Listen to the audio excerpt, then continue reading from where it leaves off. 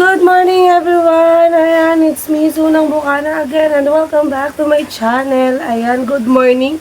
Ayan, kakagising ko lang. So, ang lakas ng ulan. Grabe yung ulan. Pero salamat na lang at yung hangin hindi ganun kalakas.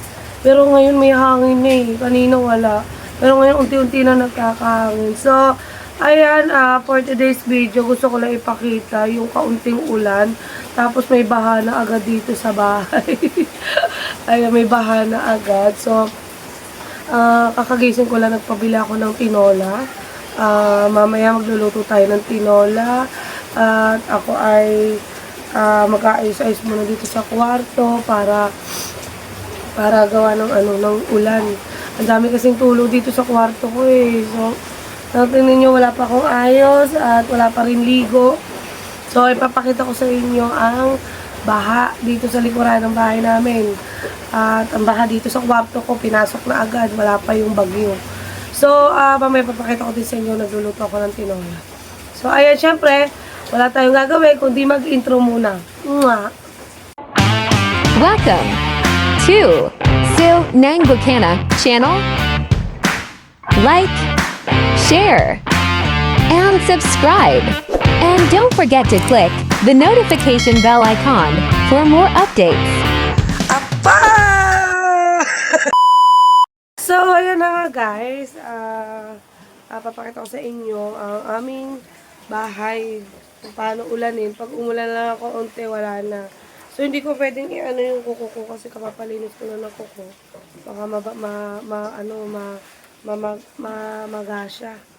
Mamagasya. So, ipapakita ko sa inyo yung grabe, yung tubig, oh. Yun, oh, baha na agad siya. So, wait lang, papakita ko sa inyo. So, guys, ayan, ayan, pumapasok siya dito, guys. Ito yung kwarto ko. Ayan. Diba? Ayan. Ito naman, ayan, oh, baha na agad, guys. Baha na agad dito, guys. Ayan, nililimas ng kapamangkin ko. Nililimas niya kasi para hindi siya papasok sa kwarto ko. So, sira-sira na rin kasi yung bubong dito. So, wala na siya. Hindi nakaalulod. Kaya nililimas ng pamangkin ko yung dalawa. Hindi kasi ako pwede gawa ng pa ako. Ayan. Pa ako, Ayun dito ka sa ilalim. Para maano din yung buhangin. Yan. Ayan guys, lilimas. Ganyan po siya. Hindi pa yung ganyang kalakas. Ganyan na agad. Baha na agad dito sa likuran. Kasi walang anuhan ng tubig. Walang agusan ng tubig. Grabe. Diba? Wala pa yung malakas na ulan na yan. Yan pa lang. Hindi pa gaano kalakas. So dito sa kwarto ko, ito, yan. Yan ang problema, pinapasok ako ng tubig. Kaya buti na lang ko ng tawag dito, ng kama para kahit bahain ako dito ay pwede ako matulog. Kahit ako'y lutang na sa tubig, pwede ako matulog. So ayan. Doon naman nilalagay ng pamangkin ko doon sa kanal doon. Grabe yung dito, yung basura kasi hindi nakuha yung basura dito sa amin. Kaya ang daming basura. Hindi nakuha yung mga basura sa barangay. Wala pang nakuha. So, kaya kami tambak ng basura ngayon. O kaya nagtag-ulan. Ayan. So, yan ang aming nagaganasan dito pag Kasi sobrang sira na rin yung mga bubong. Oh. Sira na rin talaga yung bubong.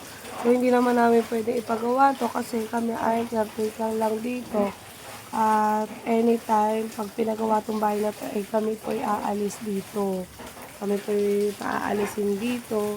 Pero kausap naman namin ang may-ari at sabi, bago niya ipagawa, hayantayin niya muna kami makalipat. At sasabihan kami pag gagawin na. So, sirang-sira na talaga siya. Promise. Ayan. Kahit dito sa kwarto ko, talagang guguho na yung bubong, yung kisame. So, meron naman kami pipigilan sa papa ko. Kaya lang ayoko talaga nung sama-sama siksikan. Mahirap ko yung siksikan. So, ayan, nililinis ng pamangkin ko, So, ayan, hindi na namin to ginagamit. Yung side na to, hindi na namin ginagamit. Kasi, ano na siya, sobrang sira na din. Tapos, hindi naman pwede magugas yan. Kasi nga, wasak na tong likuran na to. So, ayan, inaano na pamangkin ko yan. Para siya ay umano yung tubig. Naliligo na rin naman sila ng ulan. So, ayan. Para lang hindi bumaha dito. Kasi pag hindi siya, babaha talaga siya dito, papasok siya dito. Ayan, ang dinadanas namin. So, wala pa yung malakas na bagyo, guys. Ganyan na. Baha na agad. So, kailangan ko na yata magtaas ng ibang gamit para in case na biglang lumakas, ay Kanina, sobrang lakas ng ulan. Buti na lang ngayon, medyo malakas pa din, pero hindi na katulad kanina, sobrang lakas. Na parang guguho na yung bubong. Ayan, yung pamangkin ko doon sa kabila. Ito naman dito. Yung anak ko naman, nagsasaing. Ako mag-aayos ng bahay, ng kwarto. Para in case na lumaki yung tubig, kami i-ready. So, ayan guys, ipapakita ko naman sa inyo yung nagluluto kami tinola. Wala akong may upload, kaya ito na lang. Ayan, nagluluto kami tinola, tapos sinaing, tinolang manok. Bagay na bagay sa tag-ulan. Ang anak ko siya nagsasaing. Ayan. So, ayan, buti na lang, hindi pa ganun kalaki. Tingnan nyo nung humangin, guys. Tingnan nyo nung humangin dito. Basa agad ang sahig. O kasi itong labas, yan.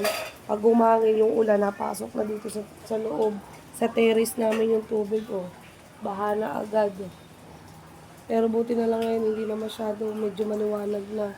So, ayun yung motor ni Luco na for sale. Guys, for sale nga pala yung motor ni Maroko. Sa mga gusto, ibigay ko na lang. Pupunta daw dito si Maroko, naulan. Nagpapasundo siya, kaya lang medyo naulan. So, baka mamaya na. Ayan, at naantay ko lamang yung sa tinol. Ang pangit ko. Kakagising lang, wala pang ayos, guys. Kakagising lang natin. Na pang ayos. At inaabangan namin yung ulan. Sana naman wag nang lumakas. At sana magliligtas ang lahat. Ingat ang mga nasa tabing dagat, sa may ilog, dun sa may baybay. Ayan, sana wag nang lumaki wag nang mangain yung ilog kasi may mga bahay na naman, may sugat ako, guys. Sa paglilinis ng motor ni Maroko, nasugatan ako. So, sa mga gusto palang bumili ng motor ni Maroko,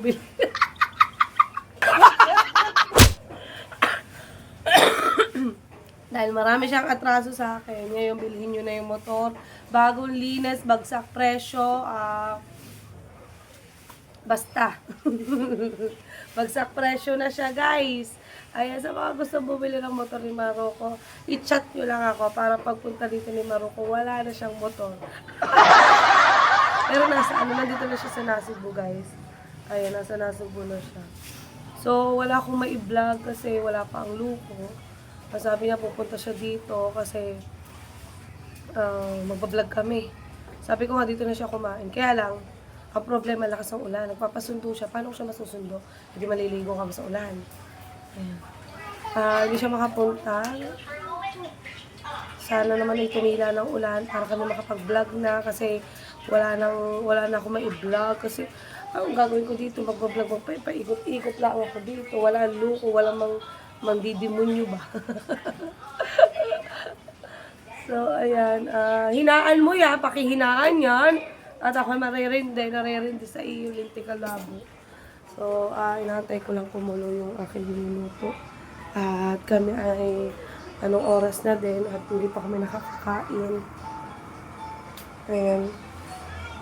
Lalagay natin yung nor. Lalagay tayo ng nor. Ay, natatayo nga pala, ari. Itatayo nga pala, ari, guys.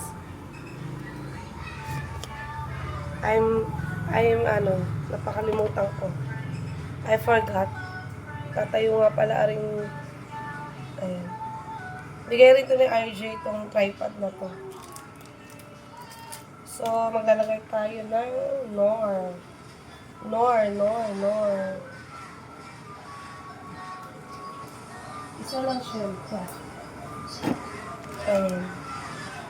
Wala akong almusal. So, kailangan ko lang matapos. Matapos ang pagluluto. Wala pa tayong patis! Ha?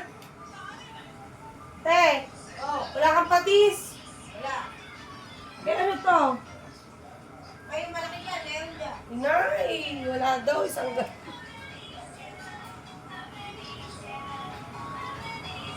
konti muna. Mamaya na natin dagdagan.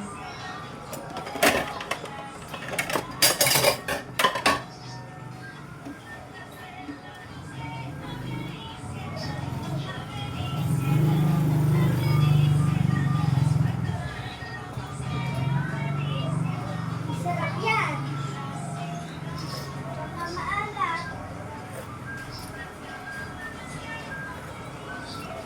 Sarap ha. Lalagay na natin yung sayote para sumama na siya sa lambot. Para malambot na malambot.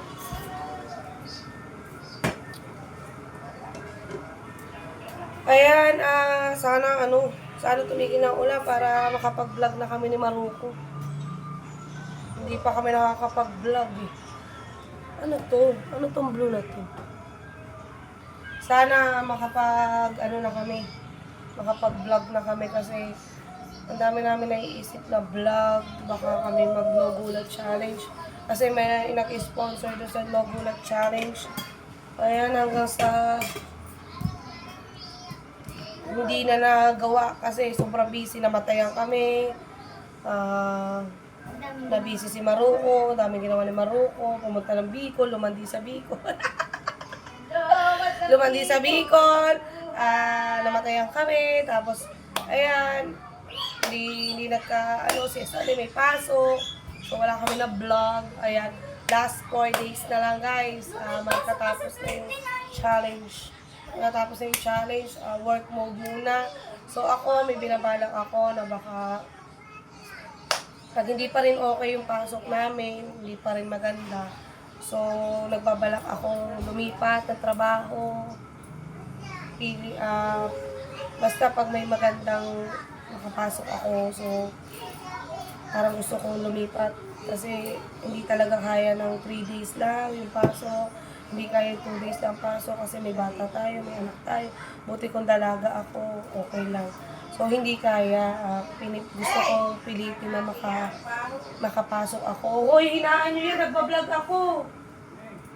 Gusto kong makapasok na maganda. Kasi nga, syempre, nalaki na yung anak ko, nalaki na rin yung gastos. Tapos, sasali pa sa mga sports, di ba? So, lalaban siya ng sports ng futsal. Ayan, district agad, guys. Unang sali, district agad. Tapos siya yung goalkeeper. So, good luck sa Bukana goalkeeper. Ayan, district agad sila. So, ayan, inaantay ko lang kumulo at pinapalambot ko yung sayote. Kanina pa to. So, kanina pa to, nagisa ko na. Nagisa ko na siya. Inaantay ko na lang. Gutom na din ako. So, magsasain pa lang din. At late na rin ako nagising. So, nagpabili ako ng pantinola para kami masarap-sarap yung kain. Kasi, mas maganda yung nagluluto ng ulam para masarap yung kain ng mga bata. At syempre, matanda. Ayan, magagaya tayo na sausawan. Kasi ako, pag nakain talaga, ako ay si Silly. Si Silly ako, guys. Lahat ng pagkain gusto ko may sili. Si Silly ako. Alam niya nila Tita Au. Alam niya nila Daddy Weirdo. Kaya Tita Au nga pag napunta ako eh. Hanap ko agad yung ayan na, luula na naman. Hanap ko agad Silly, guys. Kasi si Silly ako. Mama! Ma, sinabi gusto maligo! Ma! Ayan. Ako si Silly talaga. Basta lahat ng kakainin ko, gusto ko may sili. Minsan nga, pag hindi ko pa gusto yung anghang, kinakain ko yung sili. Alas kami ng Daddy Werdo, kumakain kami ng sili. Ayan. Nag-vlog lang ako para lang may upload. Kaya sana panoorin nyo to guys, ha. Kasi makakagalit na naman si Eljun. Sasabihin na naman ni Eljun, wala ka na naman vlog. Mag-vlog ka naman, please, please, please. Lintik na yan. So, naiinis ako kagabi kasi ang ganda-ganda kasi ng bala ko kagabi. Tapos biglang ang pangit naman ng tunog ng ano. Ang pangit ng tunog ng walang tunog yung aking mauno. Naiinis ako. So, ito ay wala nang edit-edit, upload ng diretso. Wala nang edit-edit ha. Upload na itong diretso. Uy, saan ka na naman? Ay, kakain na. Bahala ka kami. Pag rin naluto. Bahala kayo. Okay, let's go!